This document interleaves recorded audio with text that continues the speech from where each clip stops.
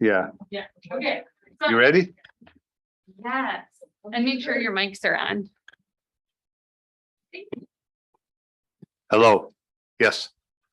Okay, it is, looks like about 2 minutes after 7 and going to call this meeting to order. And could you call the roll? Ma'am? I can't believe you're mamming me. All right, Commissioner Orsi, Here. Commissioner Scobie, Here. Vice Chair Jerkowski, Here. Chair Slothauer, Here. Commissioner Landucci, Here. Commissioner Norman, Here. and it looks like Commissioner Starbuck is not here. Okay, first we need to get the minutes. We need to approve the minutes. Does anybody have any corrections, additions, or subtractions from last week's minutes? Have you all read them? If there are no objections, the minutes are approved. Do you want to call for a vote? You don't need a vote for that one, Okay. according to Robert. There's been reading the been Robert's reading Rules of Robert's Order, Rules so of he's Order. gonna school all of us. Good. I like it. Let's see. Oh, are there any comments from the public on things that are not on the agenda this evening? Well, if you want to speak, come up to the podium and state your name and address, and you have 3 minutes. Tom. Not Tom. Okay, I'm Or- Lorraine Poole, 50419 Highway 101. And I want to know if there's really a grocery outlet coming to Bandon. I can speak to that. Yeah, we did receive an application from the folks at Grocery Outlet to site one on Highway 101, kind of just south of the 76 gas station and that old Italian restaurant. Yeah, so they have a zoning compliance application and the neighbors will be notified of, there's some discretionary decision making that happens. So a notice will probably go out in the next couple weeks. Oh, okay. We don't know if that means they're actually gonna break ground and build, but they're getting a permit. Okay. Is that a good thing or not a good thing in your mind? Having a- Oh, have you bought groceries in Bandon lately? My can of dog There you food went go. up 40 cents in 1 week. Ah, So I'm happy. okay, good. Me too. Love to save money on groceries. Okay, we have before the council, we have a permit. Is anybody here for a sign, a mural? And on at 250 First Street Southwest, which is the port building? Is there somebody here from the port that would like to bring that up? It doesn't look like they're No. I here. see that. So I was looking to see if anyone joined on Zoom and it looks like we're having some video camera issues on the Zoom. So Kristen's gonna try to fix that. I might have to run over there, but if you'd like, I can present on behalf of the applicant. If you would do that, I would appreciate it. Sure thing. So the Port of Bandon has applied for a mural. And what they'd like to do is do some aluminum panels that are going to be placed on the outside of the Old Town Fisheries Building, Marine Fisheries Building. I can't remember what it's called. And so it'll be little pictures that are on aluminum that are then affixed to the building. Our code requires that anytime someone does a mural that is over a certain size, that they have to get permission from the Planning Commission, 'cause it's a big thing. So theirs is going to be 512 square feet, which definitely requires a permit. And so I prepared a very brief staff report for you that goes through the parts of our sign code that are relevant here.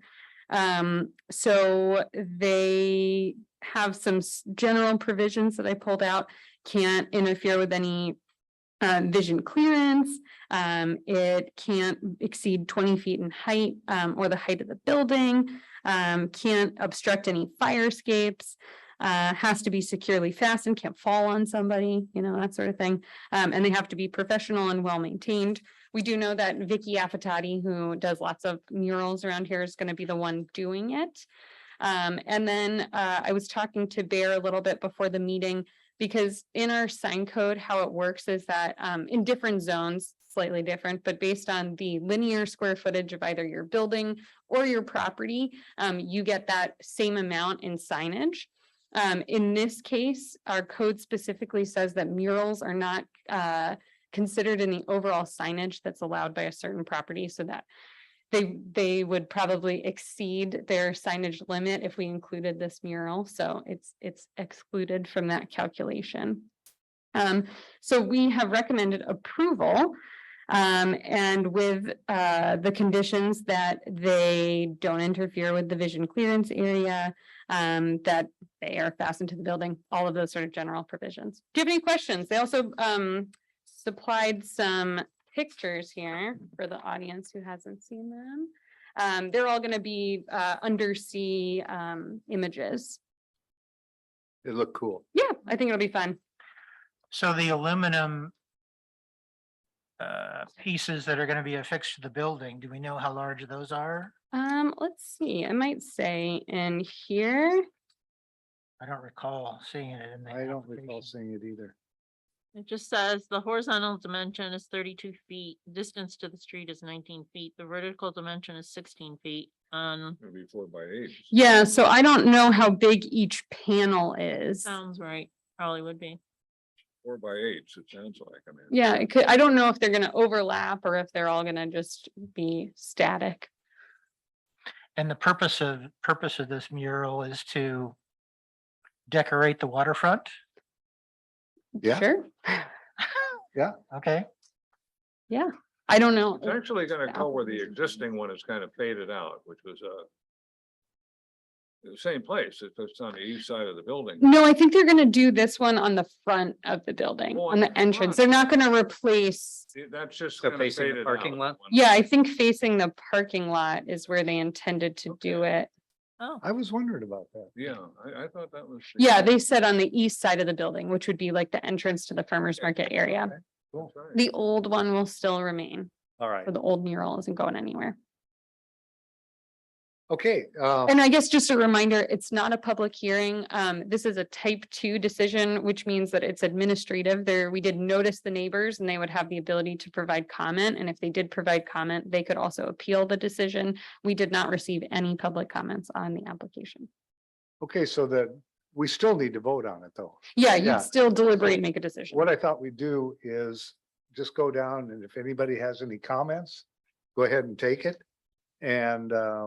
And then we'll take a motion, then we can discuss that further and then vote. You want to start, Tom? Sounds good to me. Yeah, Yeah, it Shannon? sounds like a good thing. oh, I think it will be very beautiful. I agree. As long as they get the planning commission in there somehow, we could be dancing clams or something. Yeah, we can always say that for the. I like that. I Say like that. something- No, Vicky does such nice work, so I think it'll be compatible with the other murals in town. Well, I appreciate the pictures. I guess I'd be a little more comfortable if there was a mock-up, some sort of a mock-up that they. Not that they Yeah, would I bring the whole agree. wall I in, thought it you would know, have been but nice to see exactly kind of what she Yeah, had. I mean, yeah, we yeah, saw the yeah. What- samples what was- coming out what of the book, intention It would have been was. nice to see the actual, but don't be a killjoy. I'm trying not to be a killjoy, but I'm just saying that. Does somebody want to make a motion? Sure. I move that we approve now is there one written somewhere that I should be reading? It's on the cover sheet for it if you want. Okay. Um, So I don't exclude something when I, jump right into something. I may. as well- yeah, so just after Right. the minutes, there's a potential motion. I move to approve the request to install a new mural at 250 First Street Southwest in the city of Bandon. Do we have a second? I second it. Okay, is there any discussion? Well, I think I gotta go along with Gordon. I think in the future, and I'm not trying to but it would be nice to actually see a rendering of what it's gonna look like. That's all. It would be nice. So, okay, that's the next time. And, well, sure, we could say next time, but it wouldn't be a bad idea if they sort of I don't think we can require that, but I know. But we don't have any say over the aesthetics is the thing. I mean, Right. you know, Right. that's not our, Right. our consideration, but it would be nice just to. Be nice able to see a what picture it would look before like, you know, before kind of they did something. superimposed on the existing building. If I get a rendering, I will submit it to you all. Yeah, don't worry. Okay, I'll keep you in the loop. any more discussion? Let's have a vote. Would you call the roll? Oh, sure. Commissioner Orsi. Yes. Commissioner Scobie. Yes. Vice Chair Jerkowski. Yes, Chair Slothauer. Yes. Commissioner Aye. Liucci. Commissioner Norman. Yes. It's unanimous and it passes.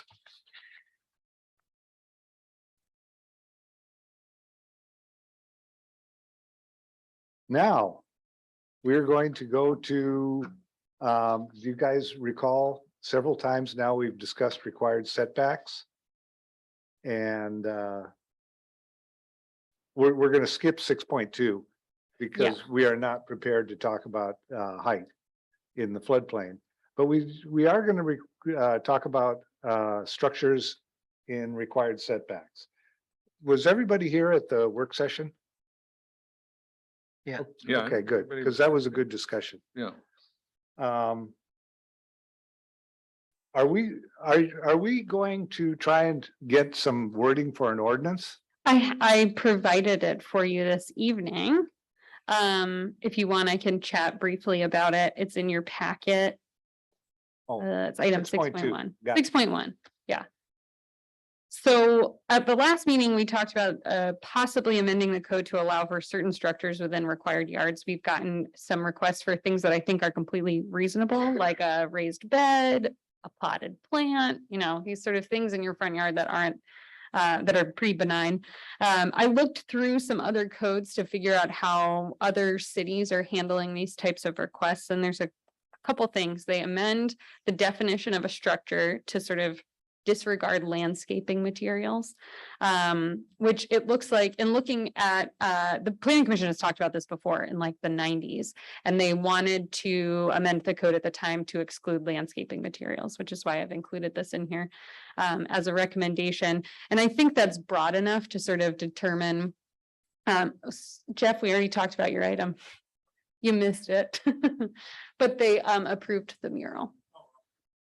Yeah. welcome. That's all right. I stood in for you. Thanks. Sorry. So landscaping materials can be sort of broadly defined as lots of different things. You could also amend the supplementary provisions chapter to go a little bit further and allow things like porches, decks, steps, and similar open structures not exceeding 30 inches in height. And then you can also set additional parameters such as requiring a minimum 5-foot setback or vision clearance requirements or utility and other easement, you know, not allowing those conflicts. So I wanted to see what the planning commission thought and if you had any suggestions on this one, or if you wanted to move forward to initiating a code amendment process. Anybody have any comments? I like your suggestions. The red part, Yeah, that's those would be Yeah. the two changes that we would make to allow for right, encroachment in your required setbacks. Sally? It looks good. I just hope, I hope we have no unintended consequences. Hey, unintended consequences are can be really nasty. Yeah, learning experiences we don't always want. you know, thinking of the mural, going back to the mural, it would be perfectly legal, wouldn't it, if you wanted to do a mural, say on your garage door or on the front of your house, say of a squid attacking a whale or so, whatever, you know, there's nothing in the ordinance that stops from anybody from doing that, is there? Yeah, I mean, I think only the requirement is that it has to be under 48 square feet or Okay, it all right. requires a permit from you guys. Ah, okay, so there is a way we could, if somebody just wanted to spite their neighbors with a, you know, the scene of the Spanish Armada on their garage Sure. door or something, you know. Yeah. Okay. Believe me, people do things like that in other places. Yeah. In, So I'm wondering when we're talking about setbacks. I apologize ahead of time, Dana. I'm not ready to let this one go. Sure. But let's just assume that I'm building a house on an open lot. And the house next door has actually been built 2 feet beyond their property line. No, that's a different story. And so I want to build a house. And so if I am, if I'm going to put the house, situate the house so that it's 5 feet from my property line, that means there's only 3 feet between the two houses. Is there any way to address that when we're talking about setbacks? I think you're asking me a legal question, which I'm probably not prepared to answer for you this evening, but I could give you my best guess, which is that when a structure is built over a property line, there's a thing called a prescriptive easement, which is where if you've used something for long enough and you sort of relied on that, you have the right to use that property. That's why I said it's a legal discussion. So I'd really leave that to Shayla to tell me if I'm wrong there or not.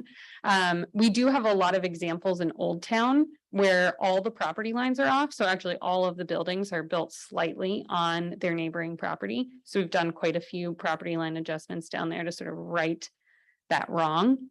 Because it doesn't make any sense to, if your property is over a property line and it's constructed that way. So generally that property line is amended and that's the fix, and that your setback is then measured from that amended property line. So if I'm building a house on the property that I purchased, I essentially have to relinquish a certain part, a certain square foot. Well, and that's why I said it's a legal question and I would not be prepared to answer that for you fully. It's 7 years of prescriptive easement. There you Once go. you have it, that's enough. So if it's existed 7 years, then you gotta cut a deal with the people. Yeah, I don't know. I would talk to Shayla about that one. Yeah, that's why it's important to have properties surveyed. See, a lot of people don't want to go through that, but it's really important to know that. It's expensive. It is expensive, but Yeah. it's still. Okay, so So there wouldn't be any way of having that in the code somehow to or address it anywhere in the code. No, because generally we don't allow it to happen. Like we don't allow. I haven't let go of the house on 7th Street. In that case, both properties are built on their own property. So Okay, the one house has a 2-foot setback because that was historically what was allowed. The other house has a 5-foot setback, which is what's legally required now. That's shocking, but there's nothing yeah, it's legal. shocking, but it's legal. Yeah. See, so again, that's where. And I know what you're talking about, and they do look Start. tight. I mean, if I was going to take a nap between the two houses, I wouldn't be able to lay down all the way. Tight. It'd be You tight. couldn't hang a My hat. head would be propped up against one of the Yeah, You walls. could almost- you could go like this. Yeah. Okay. And we're also, I know you already asked me, can I ask a question that I just thought of? We're only Go ahead. talking about things that are a positive, like nothing negative, like an empty, a container to hold building supplies and those kinds of things. Permanent rather than temporary. I think what you would be talking about is like a storage shed or something, which would not, like, this is only for things under 30 inches. Okay. So that's why I think a lot of codes sort of differentiate in the way that they define a structure between the 30 inches or below is kind of allowed in different areas, and 30 inches is above is more a structure. Also the things that would be allowed in, if you did go with this code, the projections would have to be open. So that's what I saw in a lot of codes, that you couldn't have anything that's closed. And that sort of prevents you from having, I think what you're talking about, maybe more unsightly things located in the setback. And then you'd still retain the 5-foot minimum. So you couldn't build a deck straight out to your property line touching your neighbors. Now, is there any consideration in this for, well, things we've talked about before, for safety? You know, some way to, if a truck had to get through there for some reason, or, Through their property? yeah, I don't know, maybe, or firemen had to drag a hose around to the other side or something. I don't know. You don't. I don't know how to answer that question. Well, I don't either. Wouldn't have asked it. We require, so for like, fire safety, You know, we require minimum street widths for those sorts of things, but we don't regulate fire safety on a property. Generally, I believe state building codes has certain distances that are required between certain things to make up for those health and safety components that are not in our zoning code. Okay, so it's a building code thing. Sure, Okay. And it might even be possibly an insurance company. it could be. I don't know. I don't know either. But right now, as the code sits for residential, it's 13 feet, the side setbacks, right? A minimum of 5 on one side. Yeah, minimum of 5, a total of 13. And so are you feeling comfortable in terms of trying to make the code more explicit, I guess, and have it easier for planning staff, clearer for the public, easier for planning staff to work with? Yeah, Are we we've getting had- closer? Yeah, I think so. I mean, we've had a couple instances where, let's say, someone makes a last second change on their plans to add a door. And they live, let's say, on a corner where they have a 15-foot required side yard, and they want to put a stairway from that door down. They can't do it because they can't put a stair in their required side yard setback.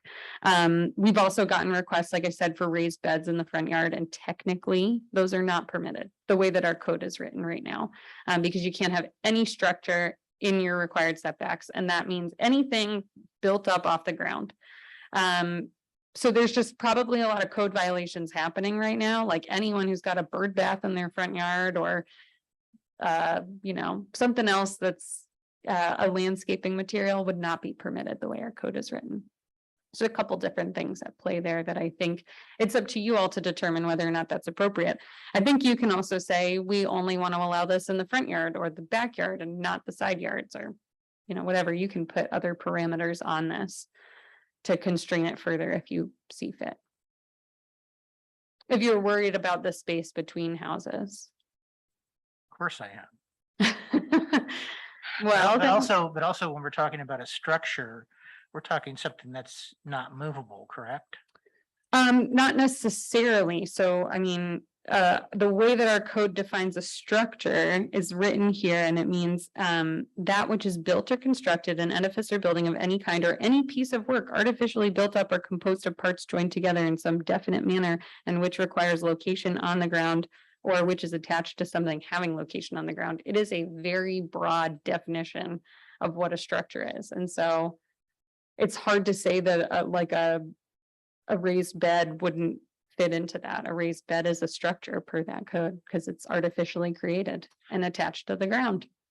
So if I put an aluminum barrel full of ice and beer for a party up against the fence, is that a structure? It's a great question. Shayla and I have gone round and round about this, is like, when does a rock become a rock wall? I mean, you have one rock and then you have another rock, and Mhm. you know, it's only a rock for so long. So I think that's a pretty, it's so nebulous, but I think there are some clear things that we can change in here to make it easier for people to do things in their front yard that aren't offensive. I mean, we're not trying to say build your house out right to your property line, but Is there some way that we could, again, Shayla would have to say something, but is there some way that we could make things that were permanent and non-permanent, like sure. the barrels and and even the raised beds and things, which are basically temporary structures? So you could probably do that in, Barbecue out in front of your house, like a lot of people. Yeah. Mhm. We could do something that says like structure does not include paved areas or temporary, I don't know, I'll have to look into it, but yeah, I think you're right, like a barbecue doesn't count. I mean, I never go look and see what someone's barbecue is doing in their backyard, but Oh, I do all the time. well, if there's something good cooking, I'll go check it out. But if That's when. But I if it's a check. brick barbecue, it's Yeah. it's No, been no, a laid brick- on top of a concrete A brick platform. a big brick barbecue is permanent, plus it's gonna be more than 30 inches. Okay, I think it's a good idea to put something in there about being temporary in nature. Some codes differentiate between permanent uses and temporary uses, so we can look into that as well. I'd like to see that in there. Sure. Does anybody, how would you guys rate? Front, back, side, are they all the same? Or would you rather have something defining one or the other? I think it's pretty specific to the house. That's the hard part. I mean, some of us have a lot more space between us and the neighbors on the sides than others, and our front, I live on a dead end. I mean, there's all kinds of different things that make it difficult to be consistent, I guess is the word I want to say, Yeah, and still not have it be too loose or too stringent. I don't know. That's a. Well, the whole idea of the side yard is to make sure there's access, Right. in my opinion. So, you know, you want to keep those areas clear. You wouldn't specifically want to be able to load those areas up with things. No, seems except to for make- the make lots sense. that, my one part of my side yard abuts my son's yard. So I mean, Ah. it's open. Okay.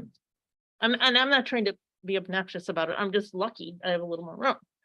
But I don't think, I'm not looking to be unfair. That's not what I'm saying. I'm just saying it would be hard to pin down for that reason. I think we should restrict it myself to front yard, rear yard, leave the side yards alone, keep those as, you know, access lanes to get back and forth to move around in front myself, just to simplify things, or, I kind of agree with you. I mean, we That- kick it around. Yeah. It sounds safer. Yeah. If we're gonna have to come up with something consistent. That sounds like a safer way to A lot go. of people do have animals, so it's nice to have those areas where they can move freely, you know, between a Sure. fenced in space. What? I disagree. I think there needs to be parameters for Good. all four sides of the house. Everybody disagree. It's good. I did see some codes out there that have kind of what Gordon's getting at, some specific parameters for each side. So like the front yard, they actually only allow you to encroach like 10 feet into it. So you have to have still a minimum of a 10-foot buffer between that and the street. And so kind of, if you wanted to get more specific about how each side interacted, because you might say that on regular lots that you don't allow anything on the side, but on a corner lot on the side, you might allow steps, yeah. you know, because it's a 15-foot. You're setback. right. And that's, So- yeah. We can investigate that a little bit further and break it out. And you want to do another work session in October on this? When Or do you want to? I'm gone for a good part of October. I'll be back. Oh, no, I just mean at our next planning commission meeting, we can Oh, just have a after discussion. that. Or we can put it into a public hearing if you're ready. You want to talk about it more, though. Yeah. Okay. I'd like to discuss it a little more. Yeah. I do Great. too. Okay, we'll bring it back in October with some parameters around different ideas for yards. And when will we be talking about 6.2? I think also October. I apologize. I meant to get with Dan before the meeting because he's working on that ordinance for us. And he was at a conference this week, so we will do that one in October too. Do you want to,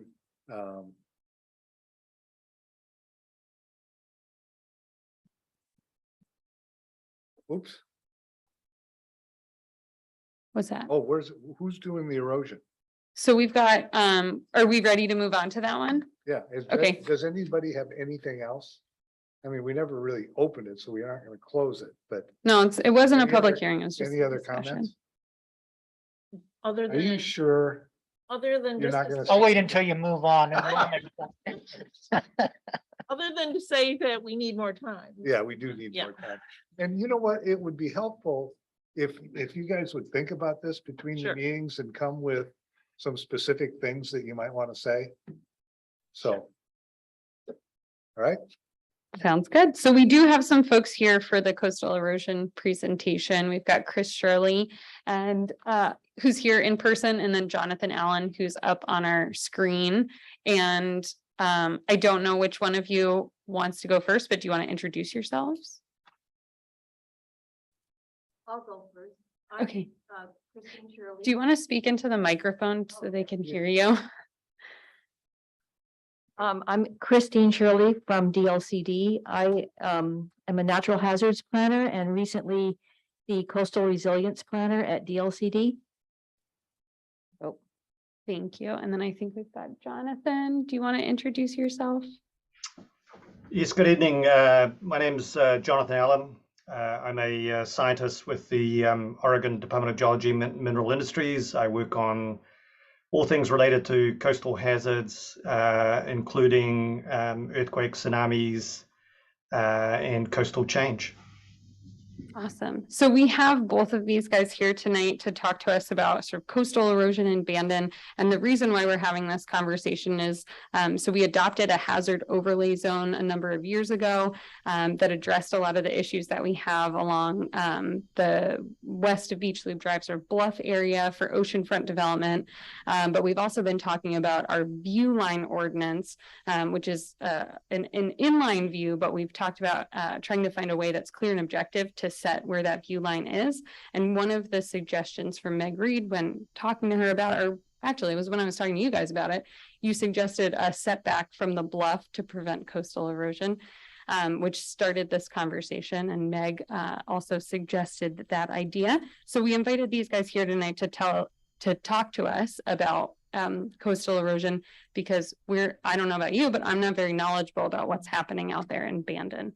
But I think also there's been comments made before. There seems to be some disagreement about whether erosion is happening here in Bandon. Yes. On the bluff, right? Yes. Some people say, oh yeah, it's eroding. And other people are saying, no, I haven't seen any change in 30 years. Yeah. So we wanted the facts. Yeah. And could you stand up at the microphone because so that he can hear you and we can all hear you? And if Yeah, it's easier too, Or, we yeah, can- you you can can sit sit over over that way. here if you want to sit. That would make me more comfortable. Yeah, sure. Microphone on for you. Great, thanks. Yeah. So Jonathan, did you have a presentation that you wanted to start out with? Sure. I mean, I can do that, and then we can go into sort of a Q&A Yeah. after that. So can I share my screen? Yes. Do you have the ability to request it, or do we need to give that to you? I think you need to provide that to me. 1 second.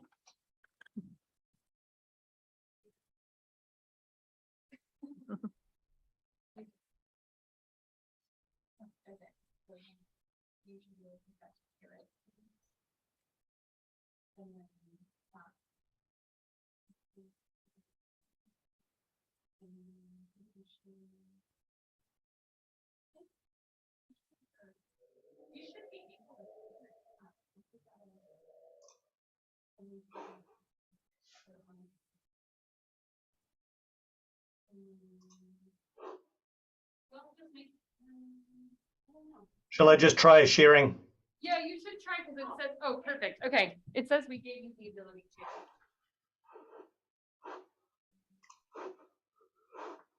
Great. We can see your slides. So you can see the screen? Mm-hmm. Okay. And is this in presenter mode? It's a little hard to tell. It's not. We're seeing your full PowerPoint. Like the All of a sudden, there you go. there you Is that go. in full presenter mode now? Well, now we're seeing the spot where it says your notes on the side with the next slide, but it's totally fine. How's that? Perfect. Whoa. That's it. All right. Okay. So, well, look, thank you very much for the opportunity to speak to you all tonight. I'm happy to answer questions throughout the presentation, but maybe given Zoom challenges and things like that, it might be easier to defer those to the end of the presentation. So what I'm going to do is talk a little bit about some of the coastal changes taking place in the Bandon area, and then speak to those processes that are really driving a lot of the changes that you see on the beaches and on the bluffs in your area, but also that's very characteristic of much of what's going on the rest of the Oregon coast. And so I'll also then dive into some results, looking at changes over time. What I've done here is I've broken it up into a couple of different periods, one covering the period from 1967 up to 2016, and then a more recent period of time from 1998 to 2016. And then I'll also touch on changes that are taking place on the bluffs themselves, because the responses that you see here are very different depending on which parameter you are looking at. So the image that you're looking at is obviously an overview of the Bandon area. Coquille Point is just on the left there. And what I've identified in the screen here is a series of lines that define various features in the landscape that can be used to actually track trends over time. And I'm going to talk about how you define, the relevance of some of these features and what they mean in terms of changes over time as I go through the presentation. Okay, next slide. So this is just really an overview slide of the Bandon area. So one of the things that's characteristic of Bandon, but also many other areas along the Oregon coast, is that we can actually break the coastline up into what we call littoral cells. And littoral cells are essentially headland bounded stretches of coastline. And within that littoral cell, sand is basically moving about in flux, both along the beach, but also in onshore, offshore directions, meaning that sand can be eroded from the subaerial beach, the exposed part of the beach, and then removed offshore into deeper water. And then, in subsequent years, that sand may come back onto the beach itself to continue the cycle. And so the Bandon littoral cell extends from basically Cape Blanco in the south, all the way up to Cape Arago at the very north. So it's a rather large littoral cell, with Bandon obviously located just a little north of Midway along that cell there. There are various features within that landscape that actually contribute sediments to the littoral cell, not least of which is changes that may be happening down by Blacklock Point there. We know that those cliffs down there are actually actively eroding over time, and so that could be supplying sand and gravels and other sediments to that littoral system. Those sediments are being transported in a variety of directions, both along the beach, as I mentioned before, and also onshore, offshore. Another potential source of sediment to the system is material coming out of the Coquille River. But we, based on scientific evidence, scientific studies that have been undertaken over the years, the general consensus is that these rivers and creeks and so on probably don't contribute very much sediment to this littoral system. So really what you see in the landscape is what you've got to manage over the long term. So the image in the upper right there is just a conceptual model, so to speak, that shows you the potential pathways that sand is moving within one of these littoral cells. So in general, sand is moving into estuaries like the Coquille there. And so we can refer to these areas as sinks of sediment. So they're actually over the long term are accumulating sand and they're becoming more intertidal with more mud flats and things like that being exposed over the long term. There are sediments coming in from terrigenous sources, and I mentioned Blacklock Point is one of those. Sand may be transported up into the beaches and onto the dunes. Sand is also moving along within the surf zone, as well as in extreme storms that may be taken offshore. So that image in that upper right there sort of really tries to summarize all these different inputs and outputs and where the sand can be moved about. And so obviously one of the things that we try to do is preserve the sand to the best degree possible in terms of trying to avoid removing sediment from the physical system. And so things like sand mining is not something that is actively done, or it's not done actually, period, in Oregon anymore, but it is something that is actually undertaken in other parts of the country. And so that's something obviously we want to avoid, because losses of sand to the system can result in pretty significant changes to the patterns of change taking place. In other words, it could contribute to erosion and other factors. But certainly one of the things that, one of the processes that can actually result in losses of sediment over time is things like sea level rise, as well as large storms that can actually erode sand from the beach, and remove that sand into deeper water where it becomes much harder for it to come back onto the beach.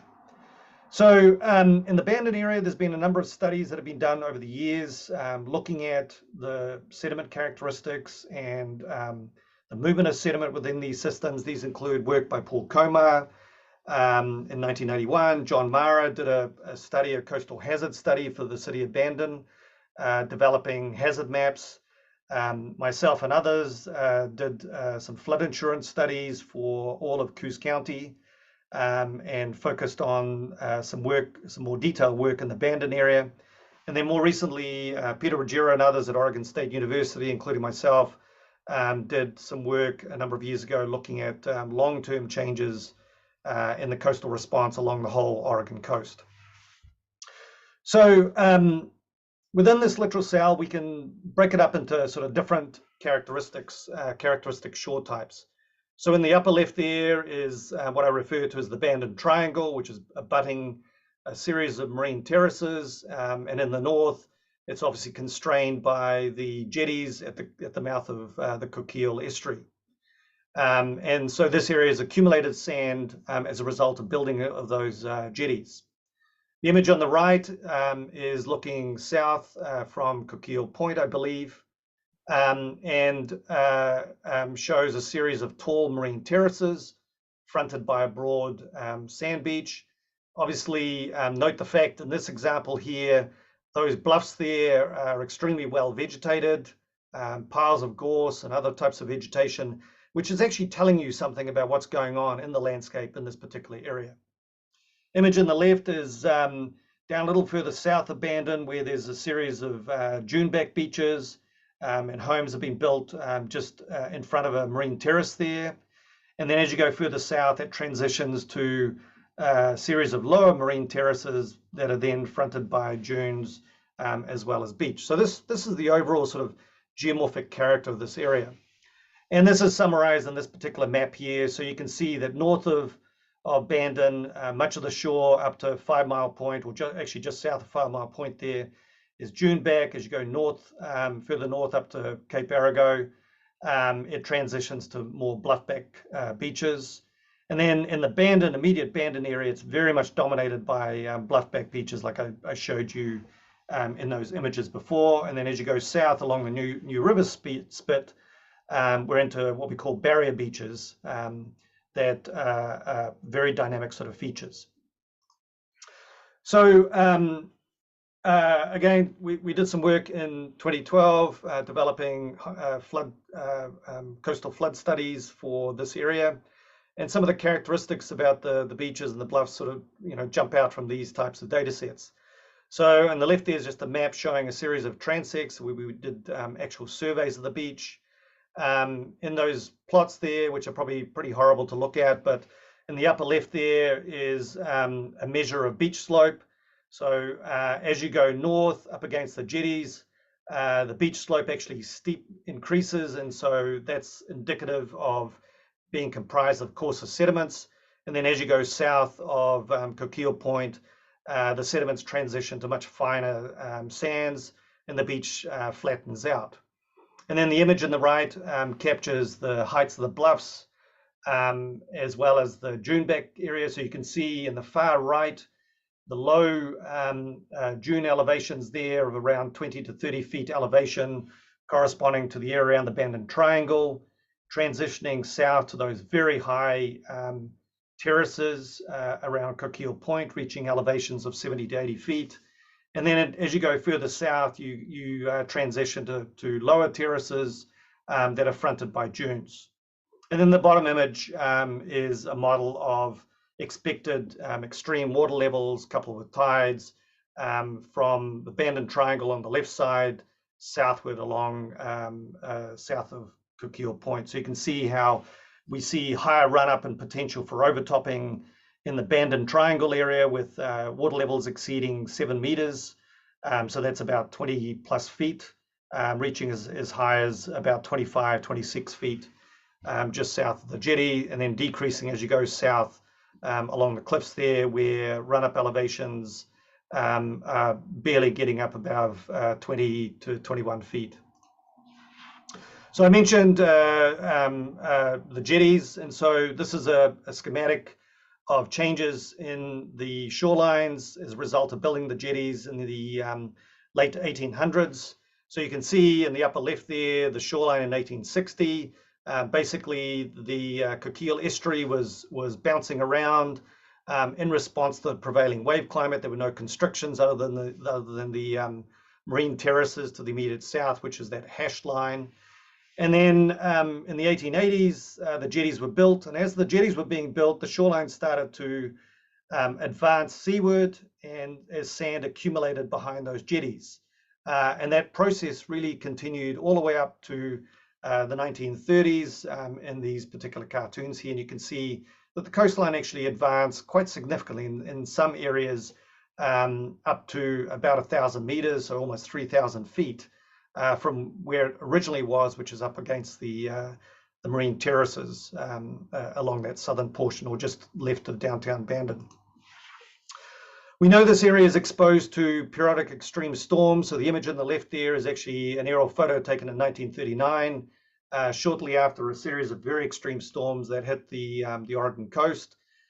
In those blue dashed lines, evidence of June blowouts where the high wave run up overtopped the dune crest and actually scoured out channels behind the dune into the triangle there. And you can see also that black dashed line showing the pre-jetty shoreline approximately as it would have been in the mid-1860s era. And then obviously the photo on the bottom right there is a more modern image of the triangle showing the current state of the foredune. You can see that foredune is now well grassed with European beach grass that's helped to stabilize it. But you can also see the evidence of run up with the flotsam line right up against the base of those dunes there. So we know this area is pretty dynamic. So in terms of how these beaches respond, we can document responses that varies from days to seasons to years to then decadal type or multi-decadal type changes. So when we talk about daily changes, we're really referring to the effects of individual storms. Obviously, there are seasonal changes. We know that our wave climate tends to get more energetic in the winter months, and it's coupled with actually higher water levels. And that tends to produce increased erosion that scours down the beach face, eroding that sand from the beach and the dunes and depositing it offshore to form nearshore bars. And then over multiple years, ranging on the order of 7 to maybe as long as 15 years, we get what's called El Nino Southern Oscillation effects, which are changes in the overall predominance of storms and their tracks in the Pacific Northwest. Basically, the storms shift a little further south, so they tend to strike the California coastline with greater intensity, bringing more rain to that part of the coastline. But in doing that, what it does is it actually shifts the wave energy to more of a southwesterly quadrant, which can actually result in very significant erosion on our coastline, as we've seen in major El Nino events such as 1982-83, as well as 1997-98. So we can differentiate how these beaches respond over many years using a variety of data sets. And we can begin to identify trends in those data. And so the example here in blue is an example of a beach that's accreting over the long term. In this case here, it's Clatsop Spit up on the northern Oregon coast. And within that predominant long-term trend, there's a lot of variation going on in response to different seasonal effects and so on. Similarly, you can actually have long-term patterns of erosion, such as what's happening at Twin Rocks in Tillamook County. And again, there may be a lot of variation between that. And then somewhere in between, there can be a balance between the sediment inputs, the outputs, and the wave processes. And in that sort of situation, we can refer to the beach as being stable, in that is sufficiently nourished. So in other words, the sediment inputs are matching the sediment outputs.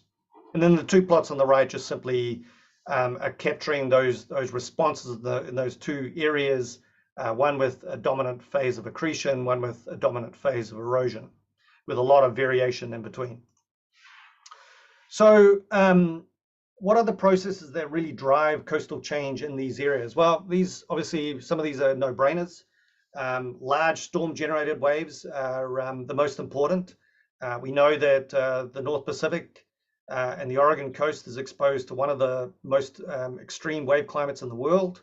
And there's been some evidence that the increased strength and frequency of these storms have been changing over time.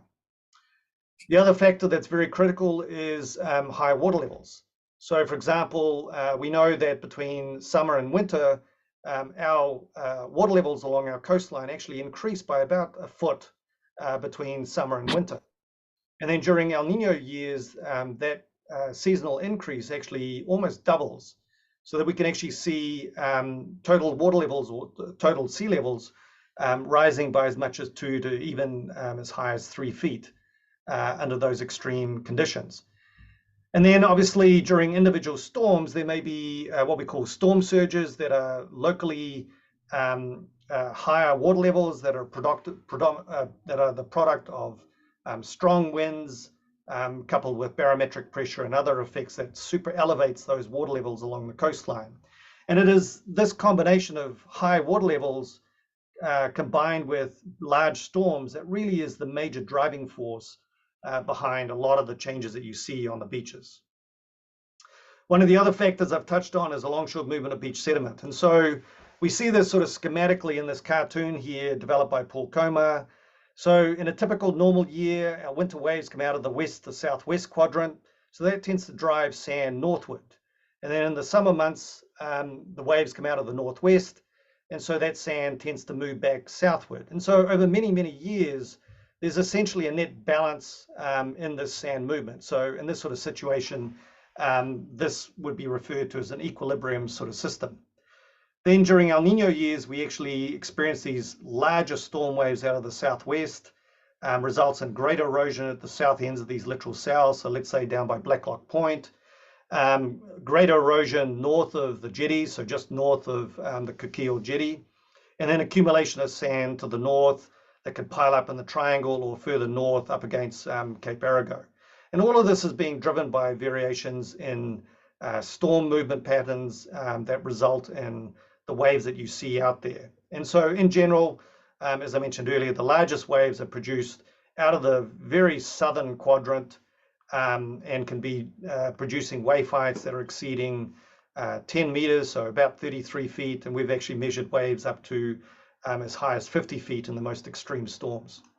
And probably some of this stuff is not new to many of you who obviously very familiar with winter conditions on the Oregon coast.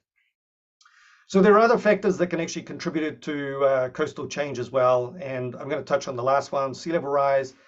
This is obviously something we're very concerned about as we look to the future and some of the projections that are coming out from the Intergovernmental Panel on Climate Change that are based on research that's going on around the world to evaluate potential changes in ocean water levels over the next 50 to 100 years as a result of increased glacial melting, loss of mass in the Antarctic and Greenland ice sheets, as well as temperature changes in ocean water temperature that can actually further elevate sea levels as well.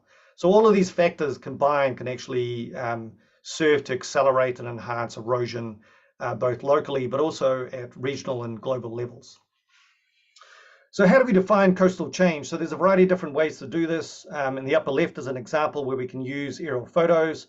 So this is an example from 1967. We basically map what we define as the wet dry sand line.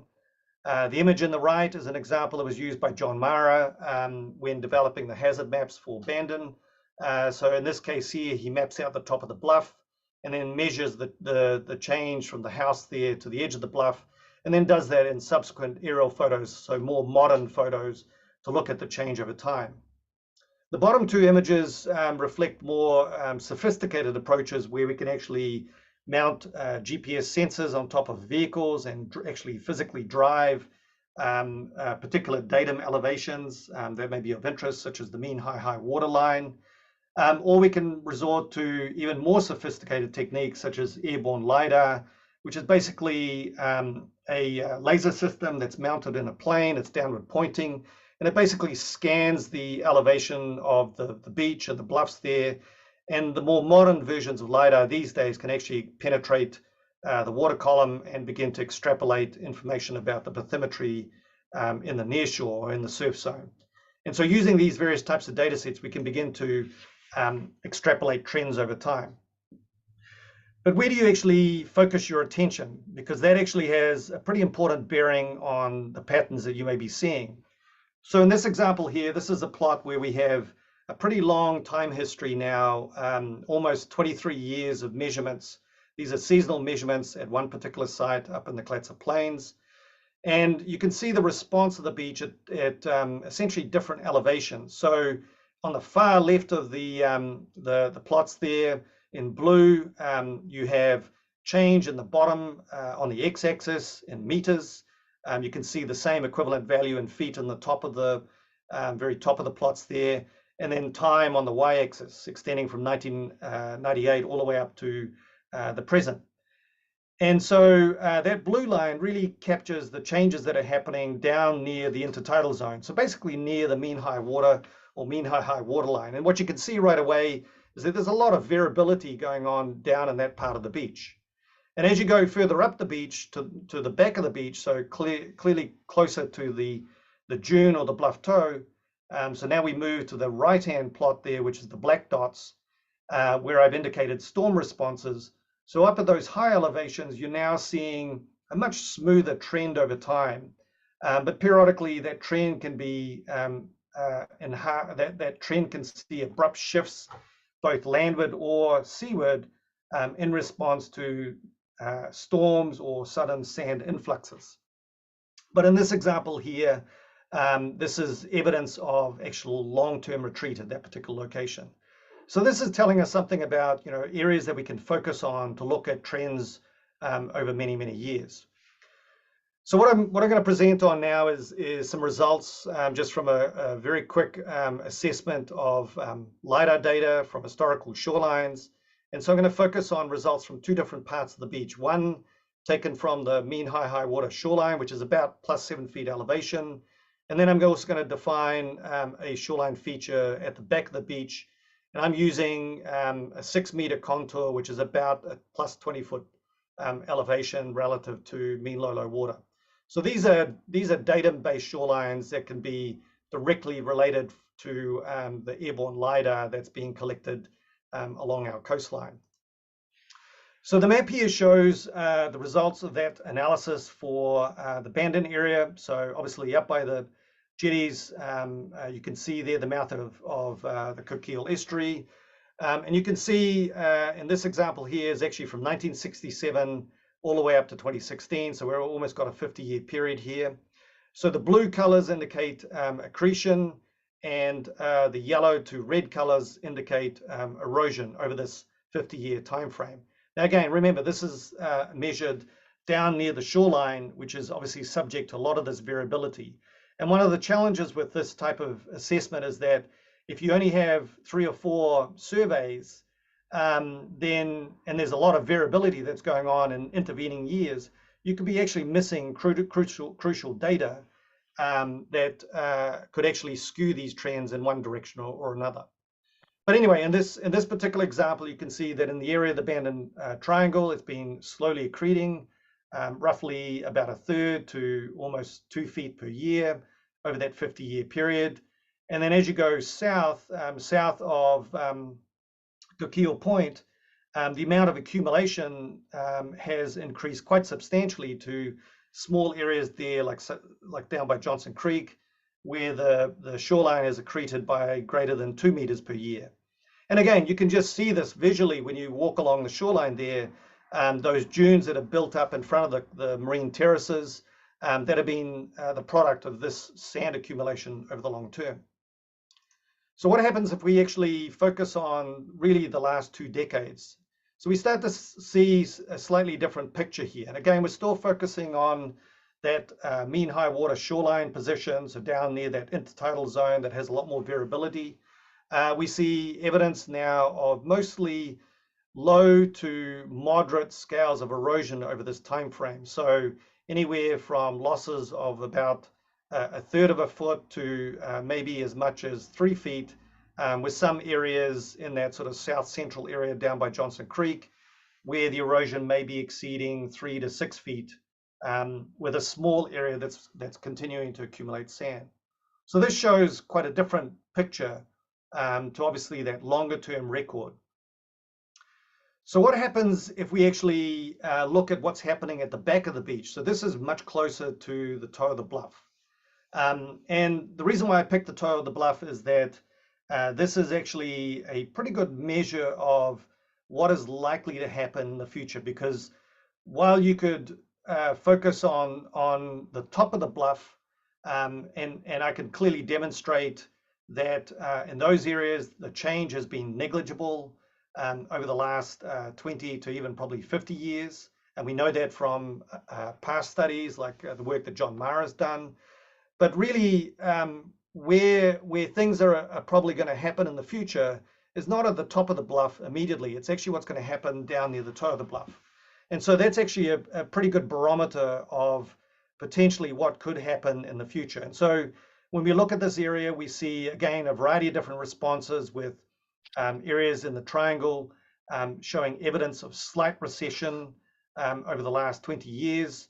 And that recession continues south along Coquille Point down to, actually, I can't remember the name of the other point there, but it's the next point south of Coquille there.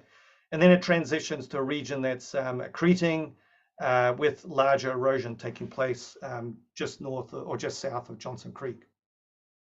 So again, this type of information should really drive a lot of the decisions and the thinking about what the expectations are for the future.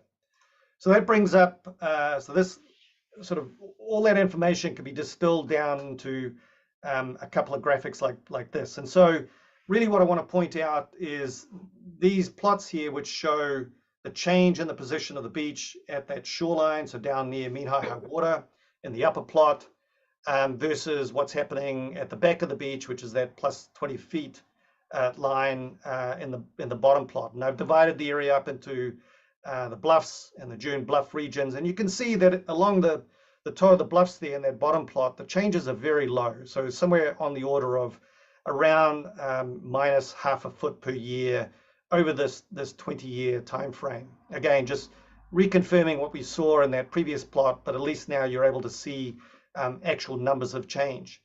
And then as you go south, where you transition to more the dune back areas, you start to see a lot more variability between areas that may be accreting quite significantly versus those areas that may be eroding significantly as well. And so these areas where you transition to those duneback beaches that tend to be much more responsive to the effects of extreme storms as they pass through the area. And then if you wanted to scale this up and look at this for the entire littoral cell, so this schematic shows you the types of responses that's happening everywhere, all the way up to Cape Arago in the far north there. And so you can see really south of Bandon, it's dominated by mostly accretion taking place along the New River Spit. And then north of Coquille, you see erosion taking place pretty much all the way up to 5 Mile Point, and then transitioning to accretion in the very far north up against Cape Arago. So this just gives you a sense of what's happening at a much broader scale. So I guess the question then really arises as to what's the expectation for the future? Well, some of the latest work that's been done by scientists within NOAA have developed predictions for regional sea level rise around the United States. And so I've been able to take those results for, in this case here, the Central Oregon coast, and plot those projections for 3 different scenarios that NOAA deems to be potential or reliable expectations for the future. And so of these 3 scenarios, which are defined as intermediate, high, and extreme, the one that's probably most pertinent to our part of the world is the intermediate scenario. This is the one where there's certainly much greater confidence that sea level rise could be within this particular range. And so you can see by 2100, the expectation is that sea level rise could be somewhere on the order of plus 3 feet from what it is today. But obviously under higher scenarios, that could extend even as high as 3 meters or about 11 feet if the more sort of catastrophic type responses to do with major ice failures in Antarctica and Greenland take place and results in a substantial injection of fresh water into the global system. So those are the more extreme end members that are much, much less likely to be experienced at this stage. But obviously, this has, each of these scenarios have tremendous repercussions for coastal communities, both along the Oregon coast, but also obviously elsewhere around the world. As you go out into the very distant future, like 2200 and beyond, these scenarios start to look very, very grim with very serious consequences for the world as a large. So what are the potential responses to sea level rise? Well, I mean, obviously some of these are not surprising. But I think the important point is to be aware of is that the past does not necessarily represent the future. So while we can generate these erosion rates that represent trends that have been happening over the past 20 to 50 years, that doesn't necessarily mean that those rates will continue into the future. And a lot of this really depends on what's going to happen with global sea level. If the rise in sea level starts to increase at a faster rate, then that potentially is bad news for coastal communities, meaning that we could actually expect to start to see higher degrees of run-up, overtopping, and inundation of low-lying areas. As a result of this, and these processes would be actually tend to be enhanced, obviously, in our more extreme winter conditions, coupled with big storms combined with high tide. So now you start to factor in sea level rise plus tides plus storms, and it starts to get quite grim when you look out into the very distant future. Sea level rise has other very significant implications. Obviously, that means removal of sediments along the bluff toe, which is why I was focusing on that as a measure of potential longer term changes that could start to impact the area that's currently well vegetated as shown in this image here. In the future, that toe that's situated in front of the bluffs there could eventually start to disappear, and those bluffs will actually start to get undercut and eroded into, that then could start to result in failures and other problems as we see in other parts of the country and other states along the west coast here. And obviously the other major factor is potential impacts from saltwater intrusion into local groundwater supplies. So I'm going to stop there, and I'm happy to answer any questions from the panel. I have a couple of questions. What effect does constantly dredging the mouth of the Coquille River have on the accretion and of sand? Yeah, that's a very good question.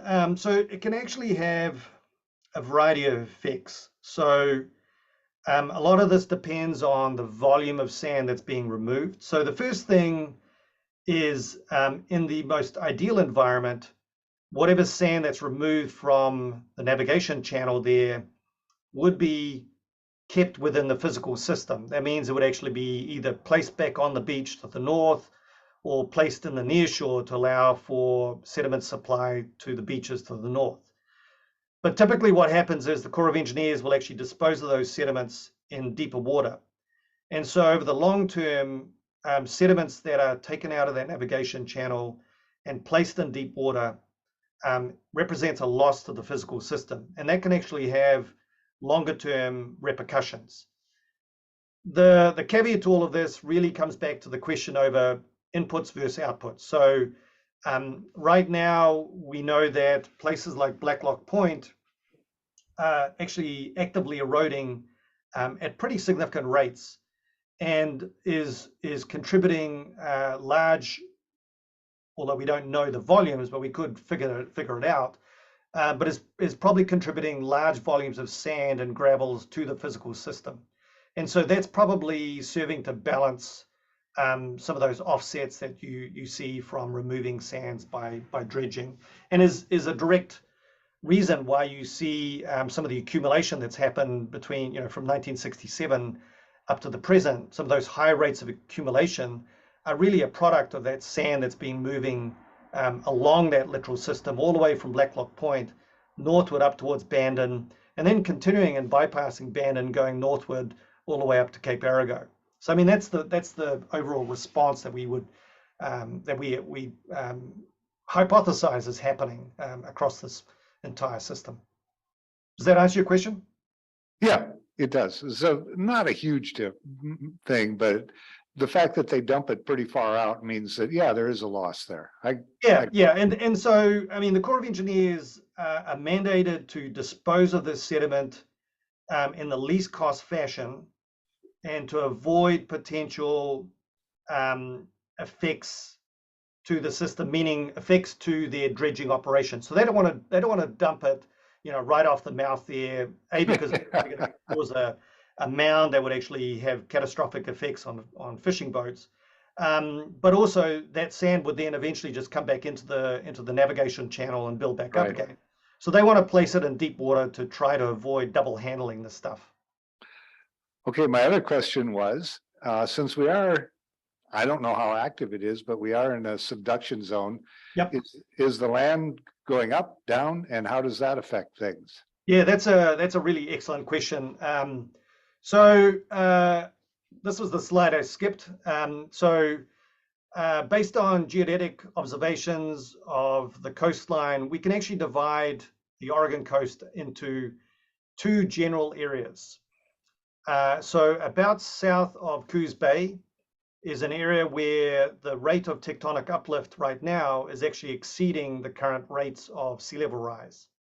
And so if you look at that image on the right there, we would describe the Bandon coastline as essentially an emerging coastline right now.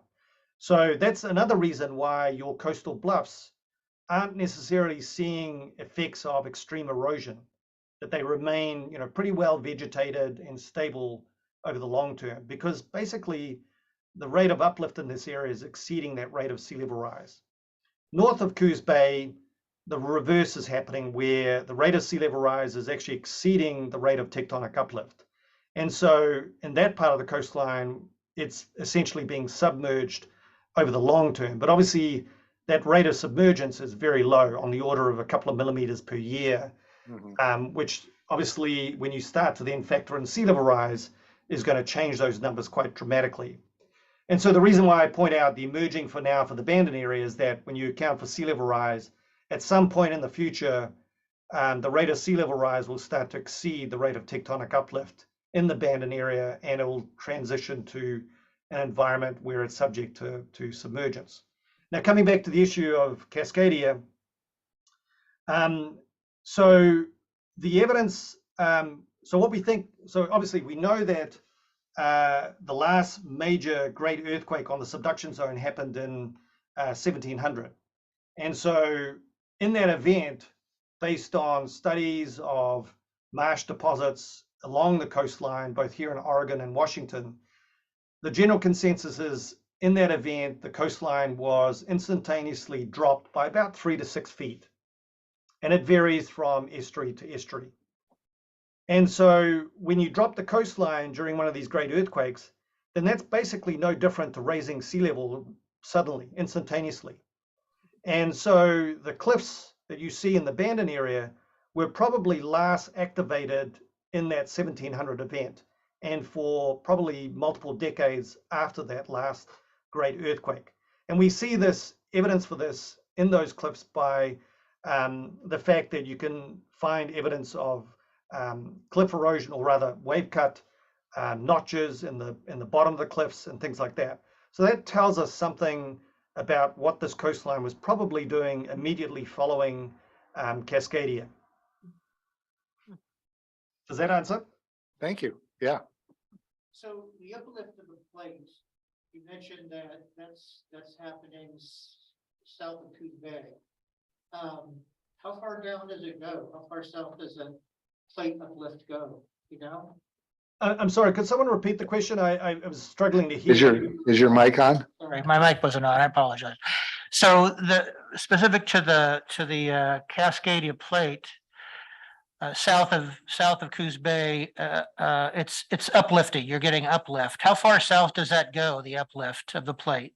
Well, the evidence here indicates that the uplift extends all the way down to about Crescent City. And in fact, it probably extends further south of there as well, all the way down to Cape Mendocino. So that's roughly the area that's tectonically being uplifted at a faster rate. Thank you. Cool. So obviously one of our concerns is to not approve building on coastal bluffs that are going to be vulnerable, right? And I'm thinking about, perhaps I'm sure you know about this, somewhere in Southern California. I can't remember if it's Morro Bay or San Luis Obispo. At any rate, there's a subdivision there that's built on a coastal bluff, and the houses closest to the edge, I don't know how far, my sense is they're like 30, 40, 50 feet away from the edge. And I think the subdivision's probably 40 years old or so. At any rate, people have been losing their backyards for probably the last 3 to 4 years. And it's gotten to the point where some of the houses themselves, the foundations have been compromised and they've had to leave. That's a situation. Are you aware of that? What area that is, what community? I'm not aware of that particular example. I mean, I'm aware that there's been a lot of issues on the California coastline with respect to development too close to the cliff edge. I mean, we have exactly the same problem pretty much covering the entire central Oregon coast. So from Yachats all the way up to Lincoln City. So, looking at this map that I'm showing on the screen here, it's that area that's being gradually submerged over the long term. And so you have homes built right up against the edge of those bluffs. I've seen examples where homes have lost virtually their entire backyard in the space of 24 to 48 hours as a result of large storms impacting. I mean, these are bluffs that are 40 feet high in the Glen Eden Beach area, for example, just north of Newport. We've seen instances where developments happened further north up by Netarts Bay. There was the Capes development in the late 1990s where they built up on an old landslide feature. It was a high bluff, appeared to be stable. But during that El Nino winter in 1997-98, the mouth of Netarts Bay started migrating northward and pushed right up against that old landslide and reactivated it, and actually caused, because there was so much deeper water in front of the landslide feature, waves were basically directly breaking on the toe of that slide and eroding it away. And as a result of that, several homes came very close to losing their foundations. So, it's not unique to just California. We have similar problems on the Oregon coast. Can I assume the material that makes up the bluff, that is a factor as well? Oh, absolutely. Yes. Yeah. So a lot of these bluffs in the Bandon area, they're a mixture of harder sort of volcanic rocks, metamorphic rocks, but there's also marine terraces that are sitting on top of those rocks there, and obviously that are made up of sands and other types of sediments that are much more easily eroded compared with obviously the volcanic rocks. I mean, so the example in that image in the bottom right there, just south of Coquille Point there, shows all those rock outcrops that are sticking out that are resistant to erosion, and so they'll be fine into the future. But it's the areas in between where you may have softer rocks that could start to cut back quite significantly as sea level rises and other factors come into play. But Bandon area then, from what you're saying, sounds to me like it's less hazardous on the bluffs than in many places. Definitely compared with the central to north coast, it has much less problems for sure. Yes, and again, you can see that in the image there in that bottom right. I mean, the bluffs are well vegetated, and have clearly been stable for some time. And that's, that's again is something that's been documented in a number of studies over the years. But again, you want to tread carefully, and you want to evaluate not just short term, but also be thinking longer term, because as we transition to higher sea levels, then that can change very quickly. We're actually, a lot of that vegetation is gorse that we're getting rid of, Yep. and gonna plant grasses and other things there, but for the time being, probably just grass. But it probably wouldn't be there if we didn't have stable bluffs. Right, right. But, yeah. So anyway, So you're not suggesting we start approving building 5 feet from the edge, is that right? Well, so correct me if I'm wrong, but I believe John Mara actually did develop some coastal hazard overlays for Bandon, and that was around 2002. So, Dana, do you know anything about those? I think we did have those on file, and that may have been what we used at some time, but we did update, or maybe this is the information now. In 2019, we adopted a hazard overlay zone that Okay. uses DLCD data, or maybe it came from you, Dogami data. And so, yeah, we require anyone who's doing oceanfront development to get a geotech report to meet our geologic assessment review Right. criteria. And then we also require it throughout the city limits, anywhere where there's a high or very high likelihood of landslide or liquefaction. Right. So those, Yeah, probably my suggestion would be if you're not using that older report, it may be prudent to undertake a study to reevaluate the hazard zones. So at least you have something up to date that's using more up to date information. I definitely can point out the fact that our knowledge of this coastline has changed dramatically, and the data that's available to us is an order of magnitude better than what it used to be in early 2000. And so, those are reasons enough to actually want to think about perhaps developing new hazard maps for this particular area, as it is for other areas. that leads me to a quick question. It might be one for Chris about our beaches and dunes overlay, because I looked at the pictures of the jetty. It's what made me think of it. And with sea level rise happening, does that mean that we should start considering an update to our beaches and dunes overlay? Yeah. On, There you no, go. yes. Yeah. Yeah. I mean, I guess my question is like, how soon? Because I thought before this presentation that maybe we should be more concerned about erosion of the bluff, but it sounds like perhaps the jetty is more of a area of concern. A concern as far as inundation of S- water, Of sea level rise, yeah. right? But then I don't know how the accretion would change Mm, as well, right? Yeah, good point. As more sand is pushed against the jetty. Do you have any thoughts on that? So Dana, can I have a comment on that? Yeah.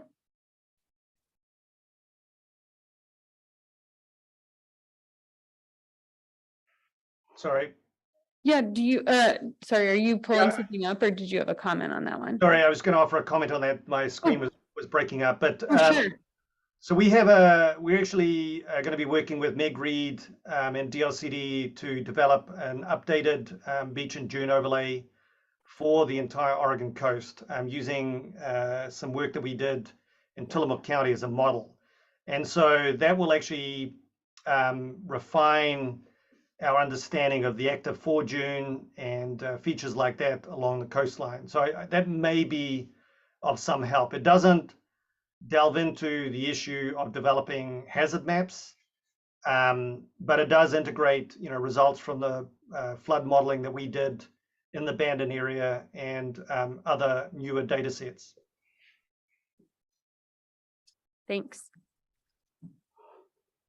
I guess what I'm thinking of too is like our hazard map only takes into account landslide susceptibility and liquefaction, but doesn't at this point in time look at hazards due to sea level rise. And so I feel like looking at that map, or the chart that sort of showed it at year 2100, it gets to be a little bit more extreme. And I'm wondering, at what point in time do we make that, do we consider that as part of our planning efforts? And maybe there's a good well, answer. yeah, that's a risk decision that you have to make on your own. Yeah, that's all I can, yeah. Is anyone else considering those sorts of implications in the hazard maps that you've seen throughout the Oregon coast? Not specifically on hazard maps Okay. that I'm aware of, Mm-hmm. but I think folks will be moving in that direction as we identify development that is susceptible to sea level rise damage. Mm-hmm.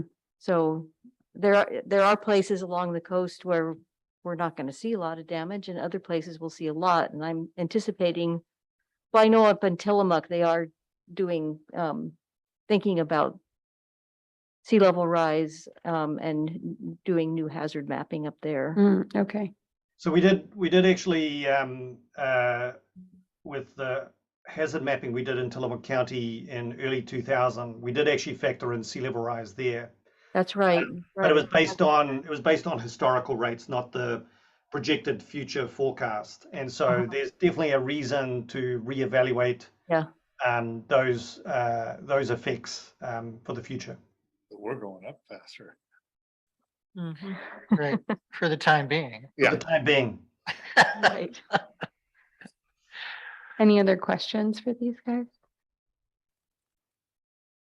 Okay, I'm hearing none. You guys, that was a great presentation. We've gotten no questions, but I think you put your contact information up, so I'll send that out to all of our planning commissioners in case they want to reach out to either Jonathan or Chris. Yeah, thank you. That was an excellent presentation. Thank you. Thank you. Thank you. Well, I just wanted to say that there are, many strategies for addressing development on the bluffs. One of them would be to do a comprehensive hazard map. And given what you just saw, about the complexity of the situation, I think that's a robust approach. To rely on a geotechnical report, I think is a little less certain in terms of the safety of building on these areas, just because of the complexity. And not all geotechnical engineers are going to have the level of knowledge that Jonathan has and the scientists that build the hazard maps.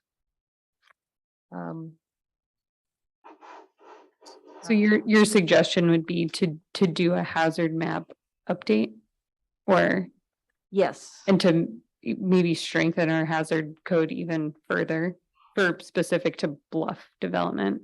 Yes, if you have the appetite to do that, that's what I would recommend. Okay. I'm always adding things to my future work plan, so. Right, and then the other thing to consider, or the other issues to consider, is how many undeveloped properties do you actually have on the bluff? And what's the cost and benefit of doing a full-on hazard map when you may not have that many parcels that are still undeveloped? I don't know what the situation is here. In the city, not many. Yeah, there aren't many anymore. I think at this point we're seeing like some redevelopment of bluff properties. Because there were some houses that were built. I'm thinking of by the Sunset Motel. There were 2 houses that were out on the bluff, and because of a drainage pipe that went over the bluff edge, it eroded, and the 2 houses had to be torn down because the bluff reached their backyard. So those properties are now redeveloping, and I've heard from other folks who lived out there that their bluff has eroded, and it may be the way that the home was constructed or the way the drainage flows. So I think we'd probably see more redevelopment than, I don't know how many vacant lots we have, but probably not many. These guys live around there. Yeah, we're down to a couple. Yeah. Right. Where the Steuben house used to be, that's one of the lots. Yeah. There's one more close to 7th Street. Yeah. Oh, yeah. The ranch style homes. Mhm. Mm-hmm. I think that's it. Yeah. But then you did mention that the source of that damage was not sea level rise, it was No. drainage. Mm-hmm. And that might be another avenue to explore is drainage regulations. That's a good point. Thanks. Well, actually, they do, reports I've seen take that into consideration. Mhm. Yeah, we do require that they put in some drainage control measures. And I mean, now for at least the north half of Beach Loop Drive, we do have storm drainage facilities. So they drain out into the street and into something. Mhm. But we've run into some issues on the south side of Beach Loop Drive where we don't have any sort of city drainage facility. So something to consider. Mhm. Yeah. I don't know if this is true or not, but I was told that the development off of Seabird to the east and the west. Wasn't the south, I'm sorry, off the Seabird, that drainage actually goes into the creeks and then down into the ocean.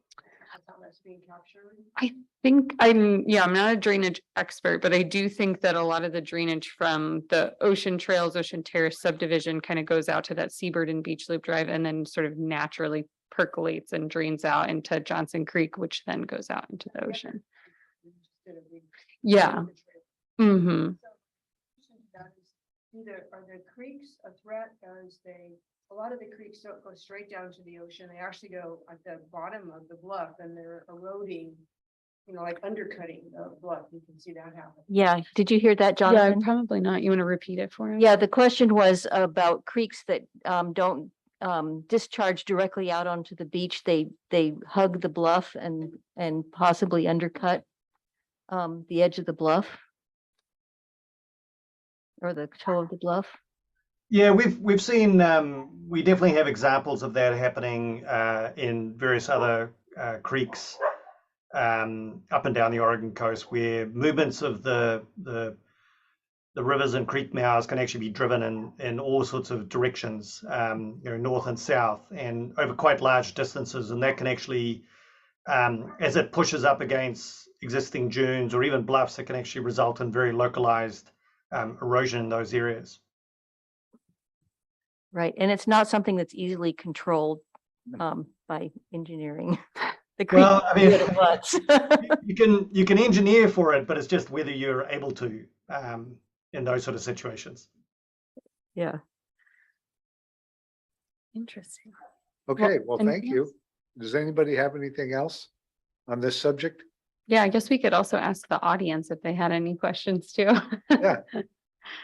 Anything else to ask? That's my question. There you go. Yeah. Great.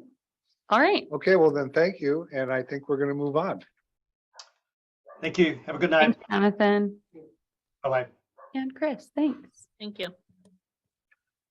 Well, I hope that was helpful. I didn't actually say very much, but please let us know, myself or Meg, if you would like to explore more how to change your overlays and your regulations.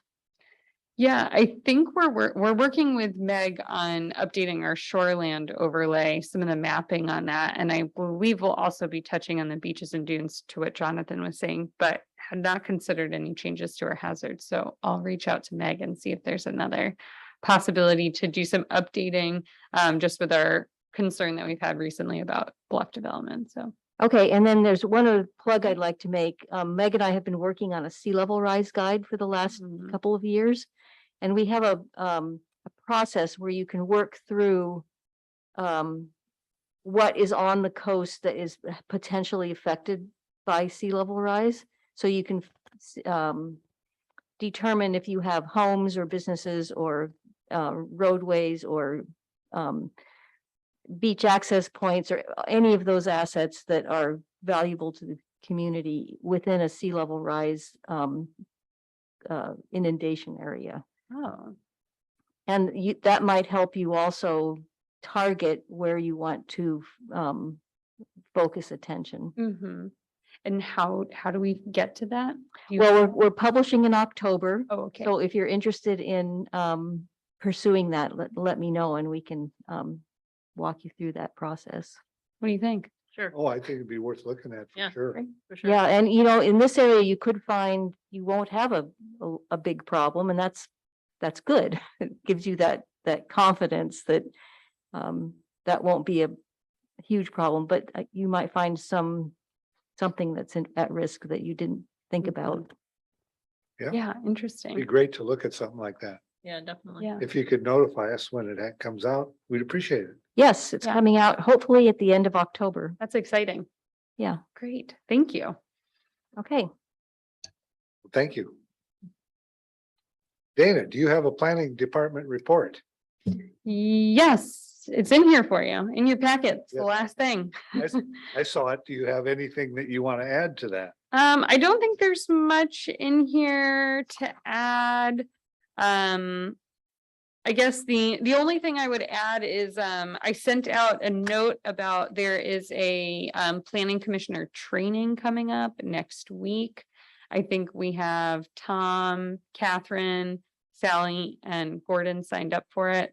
If anyone else wants to, let me know. I also wanted to let you know that today took a trip down to Port Orford to learn more about their watershed.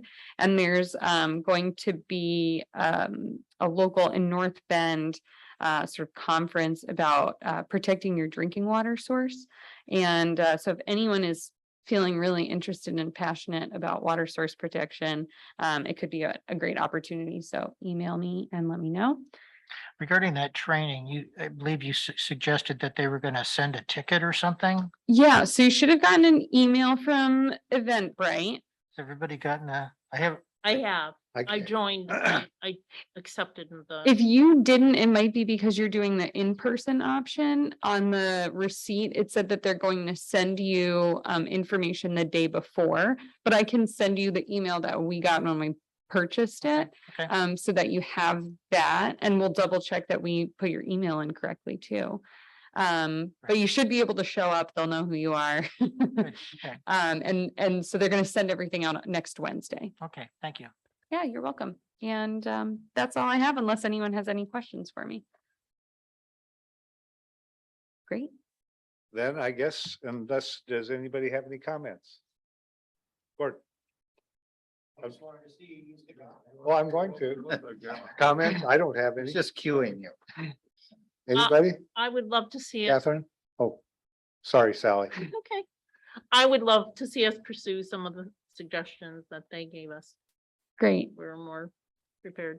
Yeah, any of them in particular, I think I heard updating our hazard map, doing some bluff specific mapping, looking at development, and then increasing our drainage regulations and also working through the sea level rise guide, Perfect. all of them. Good. Let's do it all. Yeah. Okay.